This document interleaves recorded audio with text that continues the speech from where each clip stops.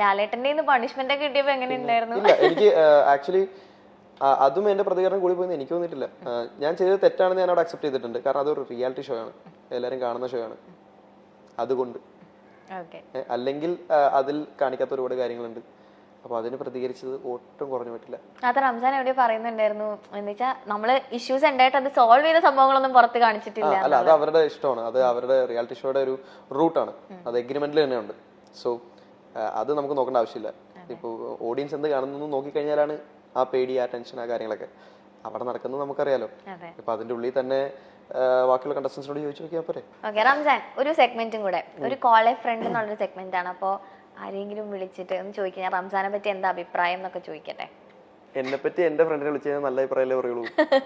അങ്ങനെയൊന്നും ഇല്ല, മോശം അഭിപ്രായം പറയുന്ന ഫ്രണ്ട്സ് ഒക്കെ ഉണ്ട്. അപ്പൊ ആരെയാ നമ്മള് വിളിക്കുക? സനിയനെ അല്ലെങ്കിൽ ദിൽഷനെ ആരെങ്കിലും വിളിക്കോ? സനിയ എനിക്ക് തോന്നുന്നു എന്തോ ഷൂട്ടോ പരിപാടിയായിട്ട് നിൽക്കാണ്. ദിൽഷ പ്രാക്ടീസിലാണ്. ഓക്കെ, അപ്പൊ ആരെ നമുക്ക് വിളിക്കാൻ പറ്റാം? നമുക്ക് പ്രാക്ടീസ് മുടക്കി നോക്കാം. ഓക്കെ. അയ്യോ, വിളിക്കുമ്പോ തന്നെ മങ്കിന്ന് വിളിക്കും. അത് കേക്കണം.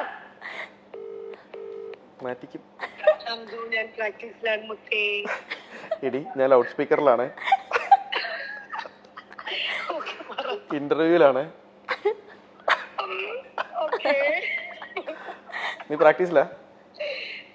ഇവരെ കോളേജ് ഫ്രണ്ട് എന്ന് പറഞ്ഞിട്ടുള്ള ഒരു ഓപ്ഷൻ വന്നിട്ട് നിന്നെ വിളിക്കാൻ പറഞ്ഞു. അപ്പൊ എന്താണ് റംസാനെ കുറിച്ച് എന്താ അഭിപ്രായം? എന്നെ കുറിച്ച് രണ്ടു വാക്ക് പൊക്കി പറയാൻ? ഇല്ല, അഭിപ്രായം പറഞ്ഞാൽ മതി, അത് പൊക്കി പറയണമെന്നില്ല. അഭിപ്രായം പറഞ്ഞാൽ മതി. എന്നെ പറ്റി പറഞ്ഞോ. മൊത്തത്തില് റംസാൻ ഇത് കൊളാക്കല്ലേ, നീ എന്തെങ്കിലുമൊക്കെ പറ.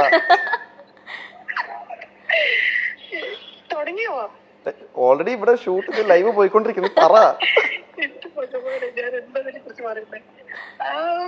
റംസാൻ എന്റെ നല്ല ഗുഡ് ഫ്രണ്ട് ആണ്. പിന്നെ നല്ല ഡാൻസർ ആണ്. എനിക്ക് ഡാൻസ് ചെയ്യാൻ ഏറ്റവും കൂടുതൽ ഇഷ്ടമുള്ള ഒരു ഡാൻസർ റംസാൻ. പിന്നെ ഞങ്ങൾ കുറെ വർഷങ്ങളായിട്ട് അറിയാം. ഇപ്പം കുറച്ചും കൂടെ നന്നായിട്ട് അറിയാം. മതിയോ? ഇതിപ്പോ എന്നെ കുറിച്ചാണോ നിന്നെ കുറിച്ചാണോ? ഹായ് ദിൽഷ. ഹായ്. അതെ, റംസാന് കൊടുക്കാനുള്ള എന്തെങ്കിലും ഒരു ഉപദേശം ഉണ്ടോ? ഒരു വലിയ ഉപദേശം അന്നൊരു 2 ഉപദേശം പറയോ റംസാന് കൊടുക്കാനുള്ള? അതിൽ ഫസ്റ്റ് ഉപദേശം എന്താന്ന് അവനറിയാം. ഒന്ന് അവനോട് തന്നെ ചോദിച്ചു നോക്ക്. അതെന്താ? ദേഷ്യാണോ? കറക്റ്റ്. ഓക്കെ, അതിലെങ്ങനെയായിരിക്കും ദിൽഷ എങ്ങനെ ഉപദേശിക്കാൻ പോകുന്നത് ആ കാര്യത്തില്? ഇല്ല, ഞാൻ അവന് കുറച്ച് ദേഷ്യം കൂടുതലാണ്. അപ്പൊ ഞാൻ എപ്പോഴും ഇങ്ങനെ ഇടയ്ക്ക് ഞാൻ ദേഷ്യം വരുമ്പോ ഞാൻ പറയാറുണ്ട്, നീ അതൊന്ന് കുറച്ചൊന്ന് കൺട്രോൾ ചെയ്യുന്ന ഞാൻ ഇടയ്ക്കിടയ്ക്ക് പറയാറുണ്ട്. അത്രേ ഉള്ളൂ. പക്ഷെ അത്ര ഇതൊന്നുമില്ല, ഓക്കെയാണ്. ദിൽഷയ്ക്ക് കിട്ടിയിട്ടുണ്ടെന്ന് തോന്നുന്നു നന്നായിട്ട്. റീൽസ് എടുക്കുന്ന ടൈമിലൊക്കെ എനിക്ക് ഏറ്റവും കൂടുതൽ ദേഷ്യമാണ് അവൻ വഴക്കാണ് കിട്ടാറ്. ഓക്കെ. പിന്നെ രണ്ടാമത്തെ ഉപദേശം? രണ്ടാമത്തെ ഉപദേശം എന്താ പറയാ? ഇത് കഴിയുമ്പോ ഞാൻ അവനെ കാണുന്നുണ്ട്.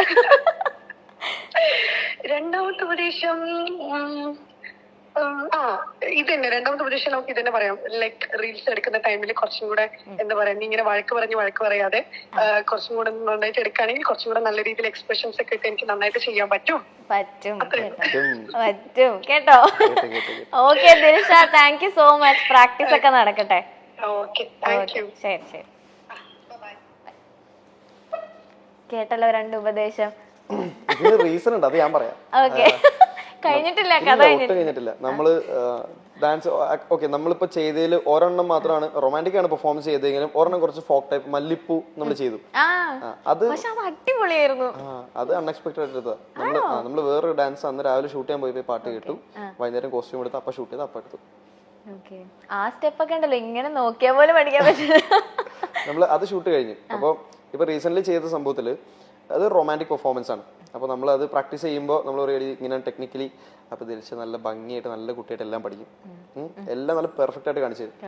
അപ്പോൾ വേറെ സംഭവം എന്ന് വെച്ചാൽ എനിക്കൊരു ക്രൂവോ എനിക്കൊരു അങ്ങനെ ആരും ഇല്ല. അപ്പം നമ്മൾ തന്നെ പ്രോപ്പർട്ടി സെറ്റ് ചെയ്യണം, നമ്മൾ തന്നെ ലൈറ്റ് സെറ്റ് ചെയ്യണം, ക്യാമറ മാത്രം വേറെ ആൾ വരും. അപ്പോൾ പ്രോപ്പർട്ടി എടുക്ക് മാറിപ്പോവും. അപ്പം പിന്നെ നമ്മൾ സെറ്റ് ചെയ്യണം, കോസ്റ്റ്യൂം നമ്മൾ നോക്കണം, മേക്കപ്പ് നോക്കണം, എല്ലാം നമ്മൾ തന്നെ ചെയ്യണം. അപ്പോൾ ഇതൊക്കെ സെറ്റ് ചെയ്യുന്നതിൻ്റെ ഇടയിൽ ഷൂട്ട് ചെയ്ത് ഇങ്ങനെ വരുമ്പോൾ ആൾ തെറ്റിക്കും. അപ്പൊ എനിക്ക് ദേഷ്യം വരില്ലേ?